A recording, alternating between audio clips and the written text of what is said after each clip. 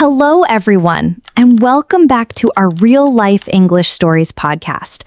I'm so happy you're here.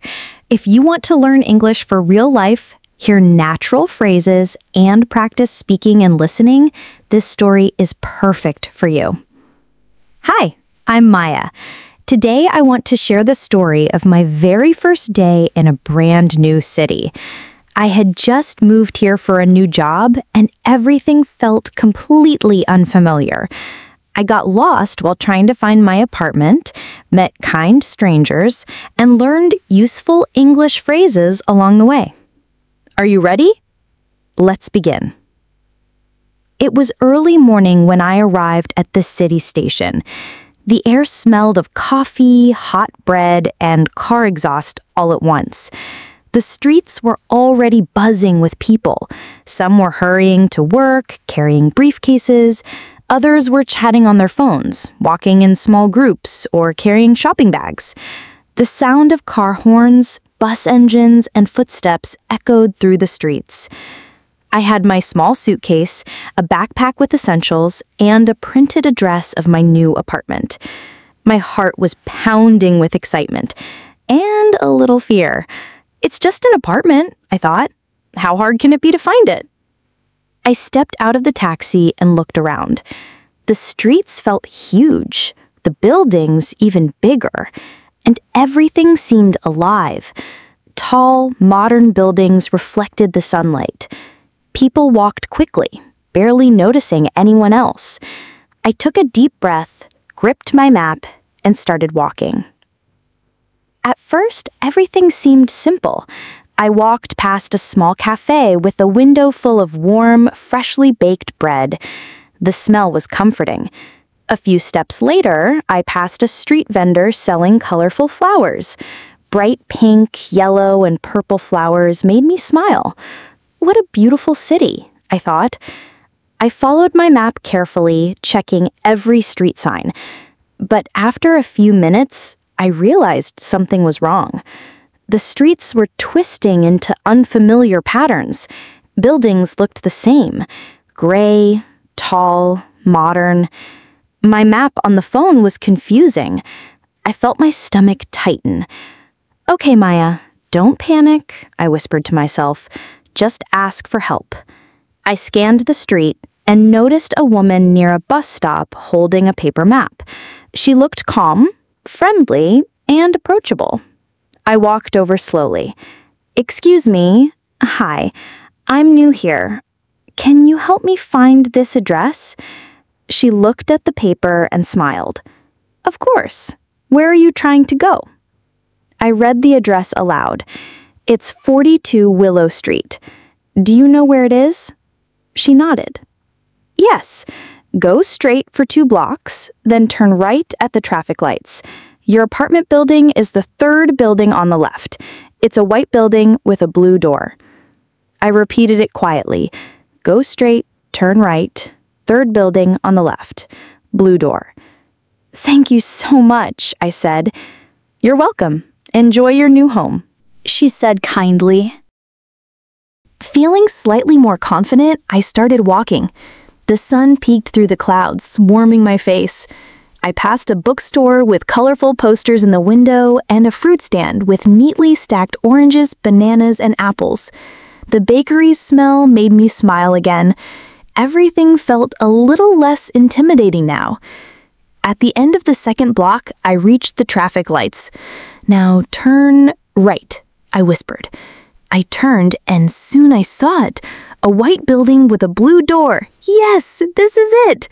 I laughed with relief. I had made it. I walked inside, met the building manager, and finally got my keys. I was home! But the adventure didn't stop there. Moving to a new city means adjusting to noises, streets, and people. That night, I couldn't sleep well. I kept thinking about all the times I could have gotten lost if the woman hadn't helped me. The next morning, I decided to explore my neighborhood. I walked slowly, noticing every detail. I saw a small coffee shop on the corner. I went inside and ordered a latte, practicing English. "Hi, I'm new here. Can you recommend a good place to eat?" The barista smiled. Sure, there's a small restaurant 2 blocks down. Try their sandwiches, they're delicious. I thanked her and repeated the directions to myself. 2 blocks down, sandwiches. Got it. This small interaction gave me confidence. I realized that even though the city felt huge, people were friendly if you asked politely. Over the next few days, I explored more of the city. I discovered little details that helped me remember directions. There was a tiny park with a fountain, a bakery with golden croissants, and a bookstore that smelled like new paper and coffee. Each time I went somewhere new, I practiced phrases like, "Excuse me, can you help me? I'm new here. Can you give me directions? How far is it to? Can you repeat that, please?" I even started trying small talk with neighbors. One morning, I met an elderly man walking his dog. "Good morning," I said. "Is there a park nearby?" He smiled. "Yes, just down this street. You'll see the fountain. Take a left at the next street. Enjoy your walk." I repeated it quietly to myself. Down this street, left at the next street. Fountain.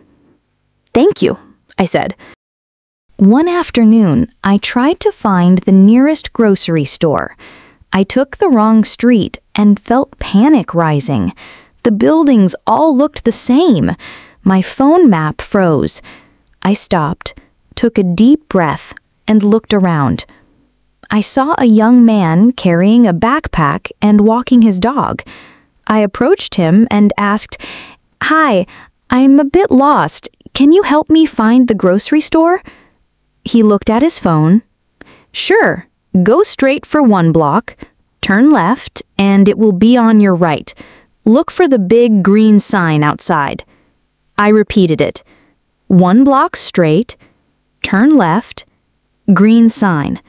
"Thank you so much," I said. "You're welcome," he replied.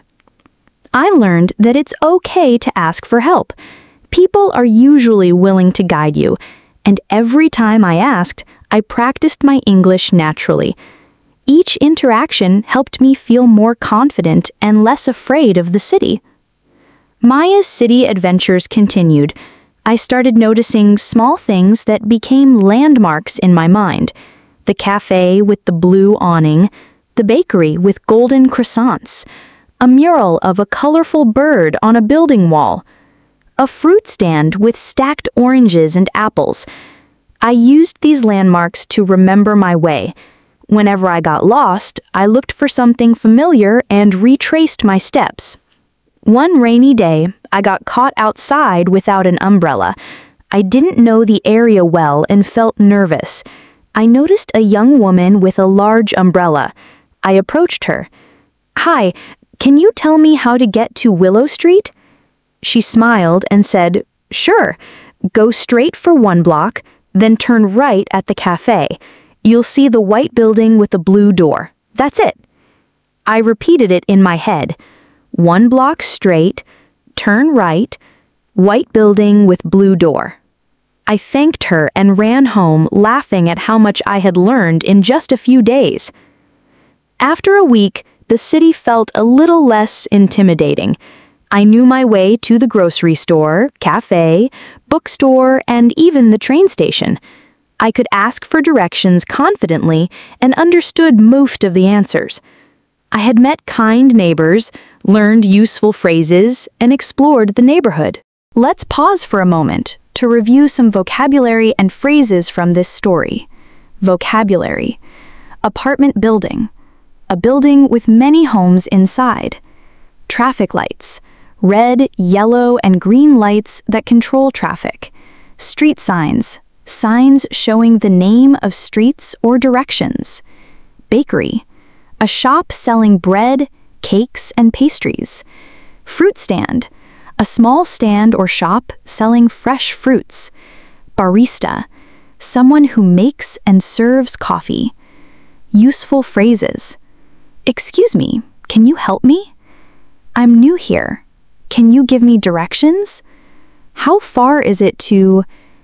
Can you repeat that, please? Thank you so much. Enjoy your new home." By the end of the second week, I felt more comfortable. The city was no longer overwhelming. Every day, I practiced English in real situations, learned new words, and gained confidence. Even when I got lost, I knew I could find someone to ask for help. Moving to a new city is challenging, but it's also an opportunity. You meet new people, see new places, and learn to rely on yourself and your English. Every small interaction builds confidence and language skills. Before we finish, I want to share a few tips for anyone moving to a new city. Observe your surroundings carefully. Notice buildings, colors, street signs, and landmarks. Ask politely for help. Most people are happy to guide you. Repeat directions and phrases to yourself. This helps memory. Stay calm if you get lost. Take a deep breath, smile, and ask again. Practice English every day. Even small conversations are useful. I hope you enjoyed my story about moving to a new city and finding my way. Remember, every adventure, even a scary one, is an opportunity to learn English and gain confidence. Have you ever moved to a new city or gotten lost somewhere? Share your story in the comments. I would love to read it. And if you enjoyed this story, don't forget to like, subscribe, and click the bell so you never miss a new English adventure with me. Thank you for listening. I'm Maya, and I'll see you next time. Bye!